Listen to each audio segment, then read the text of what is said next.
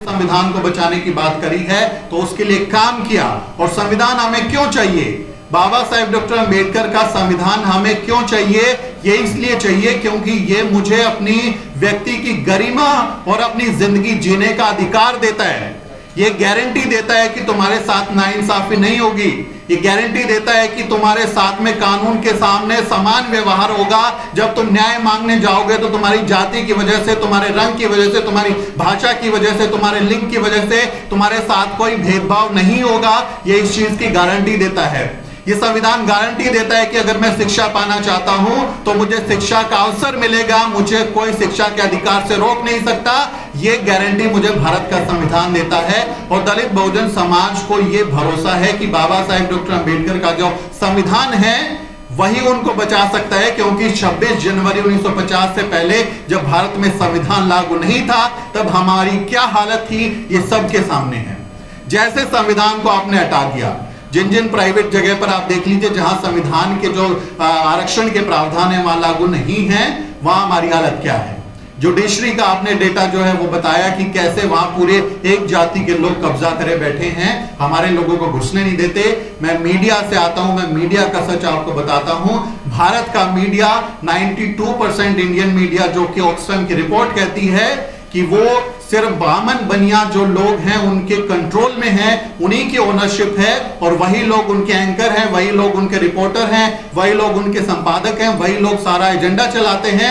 हमारे लोग उसमें कहीं पर भी शामिल नहीं है। तो अगर आपको लगता है कि भारत के मीडिया ने लोगों का बुरा किया है, आप ये मानते हैं कि भारत का मीडिया जो है वो देश को बर्बाद कर रहा है, खराब कर रहा है, मानते हैं कि नहीं मानते हैं? मानते हैं ना?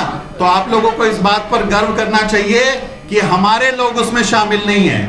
हमारे लोग भारत के मीडिया में शामिल नहीं है। देश को बर्बाद करने का जो ठेका मीडिया ने लिया है उसमें हमारे लोग शामिल नहीं है। और इस बात का हमें गर्व है कि हमारे जो देश को बेहतर बनाने की कोशिश कर रहे हैं, जो अपने पत्र पत्रिकाओं के जरिए, अपने छोटे छोटे यूट्यूब चैनल के जरिए, जो अपने व्हाट्सएप, यूट्यूब और फेसबुक के जरिए इस तरह के कंटेंट को बढ़ाते हैं। और जो लोग कहते थे कि हम आपकी आवाज नहीं उठाएंगे, आज हमारे जैसे लोगों को झक मार के बुलाते हैं, पूछते हैं, हमारी जो वीडियोज है उसको चलाते हैं। क्यों? क्योंकि हमने अपना प्रभाव बनाया।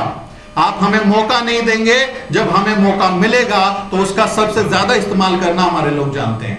आपने भारत में आज जब आपका शासन था, बाबा साहेब डॉक्टर अंबेडकर को क्लासरूम के बाहर बिठाकर पढ़ाया, क्लास के अंदर भी नहीं जाने दिया। जब छोटा बच्चा भीमराव जब छोटा बच्चा था तो क्लास के अंदर भी बैठ के उसको पढ़ने नहीं दिया, क्लास के बाहर बिठाते थे। बाहर से झांक कर वो देखता था कि क्या लिखा है ब्लैक बोर्ड पर, गुरुजी क्या पढ़ा रहे हैं, झांक कर वो पढ़ता था। और जब उसको मौका मिला वो दुनिया में सबसे ज्यादा पढ़ा लिखा आदमी बन गया।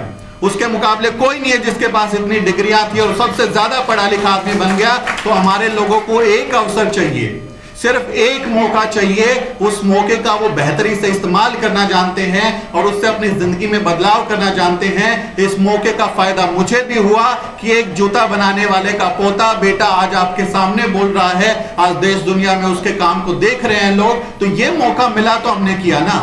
मैं तो 4 जगह 4 मीडिया चैनलों में नौकरी करके आया, वहां पे तो आरक्षण नहीं था, वहां पे तो मुझे बिना आरक्षण के नौकरी मिली। वहां पर मेरिट थी, काम करते थे तभी नौकरी दी ना, वरना आप क्यों रखेंगे हमारे लोगों को जब आप एक जाति के लोगों को वहां भरे हुए हैं। आपने उसको एक एक्सक्लूसिव कास्ट क्लब बना दिया है। भारत का मीडिया, भारत के न्यूज रूम एक एक्सक्लूसिव कास्ट क्लब की तरह है, जिसकी मेंबरशिप का एक ही पैमाना है कि आपको उनकी जाति का होना पड़ेगा। और जब आप उनकी जाति के होते हैं, उनकी जैसी बातें करते हैं, तब वो उसकी क्लब की मेंबरशिप आपको मिलती है और तमाम तरीके के फायदे मिलते हैं। जब हमारे जैसा दलित बहुजन समाज का कोई व्यक्ति उन मीडिया संस्थानों में पहुंच जाता है तो उसको परेशान किया जाता है, उसको ताने दिए जाते हैं कि तुम तो मेरिट वाले हो, तुम्हारे अंदर मेरिट नहीं है, हम मेरिट वाले हैं, तुम कोटे वाले हो, तुम्हारा तो एडमिशन जो है वो आईआईएमसी में कोटे की वजह से हो गया होगा। एक स्पेलिंग मिस्टेक कर दीजिए तो आपको गाली नहीं, आपके समाज को गाली दी जाती है। ये कोटे वाले इनके बस की नहीं है, इनको कुछ आता जाता नहीं है। हमारे लोग दोहरे तीरे दबाव से रहते हैं, डबल ट्रिपल हमारे ऊपर प्रेशर होता है कि हमको वहां पर जब काम करना होता है तो सिर्फ अपना परफॉर्मेंस नहीं देखना है।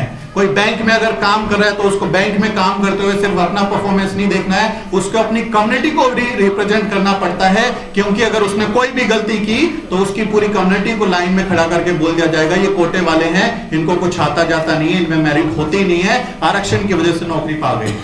इसलिए पूरी कम्युनिटी का हमको हिसाब देना पड़ता है। हमारे जब लोग काम करते हैं, जब पढ़ते हैं, जब मेहनत करते हैं, तो साइकोलॉजिकल प्रेशर से लगातार जूझते हैं, ताने सुनते हैं, जातियों के ताने सुनते हैं, आपके दिए हुए अवसरों से जो है वो वंचित रह जाते हैं, प्रमोशन डिजर्व करते हैं लेकिन प्रमोशन नहीं मिलता, क्रेडिट नहीं मिलता, उनके क्रेडिट को कोई और खा जाता है, उनको मनचाही शिफ्ट्स नहीं मिलेंगे, उनको इंक्रीमेंट्स नहीं मिलेंगे, उनको एनुअल अप्रेजल्स नहीं मिलेंगे, लेकिन तब भी हमारे लोग मेहनत करते हैं, साबित करते हैं, आपके बिछाए जाल को तोड़ते हुए अपने दम पर, काबिलियत पर, बाबा साहेब डॉक्टर अंबेडकर के संविधान के साए में अपने आप को एक अच्छे व्यक्ति के तौर पे, एक अच्छे नागरिक के तौर पे स्थापित करते हैं। आपकी तरह नहीं है कि दूसरों को गाली दे दो, जब खुद कुछ नहीं कर पाते, जब खुद में कुछ टैलेंट नहीं होता तो कह देते हैं कोटे की वजह से मैं एमबीबीएस नहीं बन पाया, कोटे की वजह से मैं आईएएस आईपीएस नहीं बन पाया, कोटे की वजह से मैं इंजीनियर नहीं बन पाया।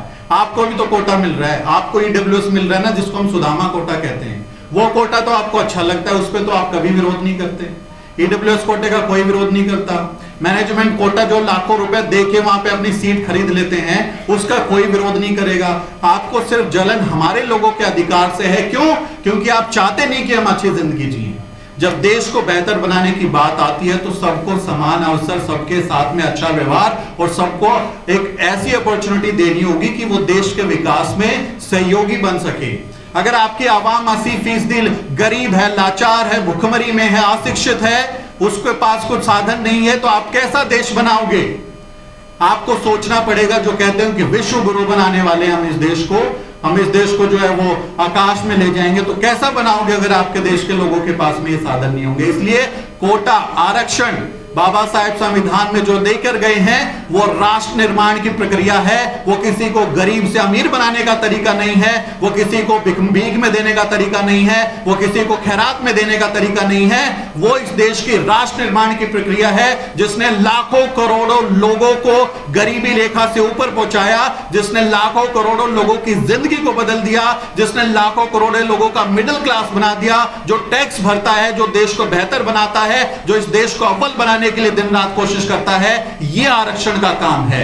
यह हमारे बाबा साहेब डॉक्टर अंबेडकर के किए हुए काम का श्रेय हमारे लोगों को है कि वो अपनी मेहनत से इस देश को लगातार आगे बढ़ा रहे हैं। वरना जब हमारे लोग सिस्टम में नहीं थे तो आप क्या कर रहे थे, ये पूरी दुनिया देख रही थी।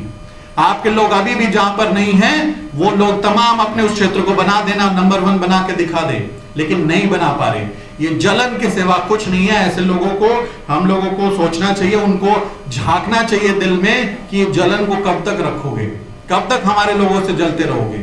अपने दिल में झांकिए, आप इंसान बनिए। तथागत बुद्ध की जमीन बिहार से हम ये बात बोल रहे हैं कि हमारे जो तथागत बुद्ध कहते थे, समता, न्याय, मैत्री, ये जो गुण है ये इंसान को प्रिय होने चाहिए। हमारा संविधान वही बात करता है, समानता की बात करता है, स्वतंत्रता की बात करता है, सामाजिक न्याय की बात करता है। तो आपको सिर्फ संविधान को मानना है, आपको सिर्फ अच्छा नागरिक बनना है, आपको सब लोगों के साथ समान व्यवहार करना है। कोई बड़ी बात नहीं करनी है, कोई आपको बहुत कुछ करना नहीं कि ऐसा आप करेंगे तो जिंदगी आपकी बदल जाएगी। सिर्फ जाति की दुर्भावना को छोड़ दीजिए, अपने आप को बड़ा मानना छोड़ दीजिए, किसी को नीचा मानना छोड़ दीजिए। देखिए हमारा देश कितना बेहतर बनेगा। आप सबके बीच में आके ये बात करते हुए मुझे बहुत अच्छा लगा, और क्योंकि 2 साल पहले आप सबके बीच में आए थे और इसी हॉल में हम लोग इस कार्यक्रम में शामिल थे, तो वीरेंद्र जी को एक बार फिर से शुक्रिया कि इस देश में जब संविधान पर कभी भी आंच आएगी, इस देश में जब संविधान पर कभी खतरा आएगा, तो मुझे यकीन है कि दलित बहुजन समाज सबसे आगे खड़ा होगा, क्योंकि यही वो दस्तावेज है, यही वो डॉक्यूमेंट है जो हमको अधिकार देता है, हमारी रक्षा करता है। और संविधान पर आंख उठाने वाले लोगों को कैसे हम झुका देते हैं। लोकसभा चुनाव 2024 के परिणाम इस बात के नतीजे हैं। वो बताते हैं कि अगर किसी ने संविधान को बदलने की बात की, किसी ने कहा कि 400 पार इसलिए चाहिए कि संविधान को बदल लेंगे, आने वाले 10 साल 20 साल किसी की हिम्मत नहीं है कि कोई ये बात कह दे कि संविधान को बदलेगा। ये काम हमारे लोगों ने करके दिखा दिया, ये एजेंडा हमारे लोगों ने सेट कर दिया। सोशल जस्टिस पर ही राजनीति हमारे देश की होगी। ये बहुत जरूरी काम इस देश के लोकसभा चुनाव में हुआ है। हमारे जैसे जो आप जैसे लोग हैं, सब लोगों ने मेहनत की और इसको स्थापित करके दिखा दिया।